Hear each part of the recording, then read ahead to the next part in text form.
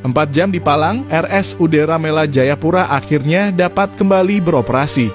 Diketahui aksi pemalangan di RSUD Ramela Jayapura terjadi pada pukul 8.00 waktu Indonesia Timur pagi. Aksi ini dilakukan kelompok pengusaha SKOW Muara Tami. Namun, pada pukul 12.00 waktu Indonesia Timur siang, palang di rumah sakit milik Pemkot Jayapura itu akhirnya dibuka dan pelayanan kesehatan dapat kembali diberikan bagi masyarakat. Adapun, palang ini kembali dibuka setelah Sekda Kota Jayapura, Robi Kepas Awi, turun dan bertemu langsung dengan kelompok pengusaha tersebut.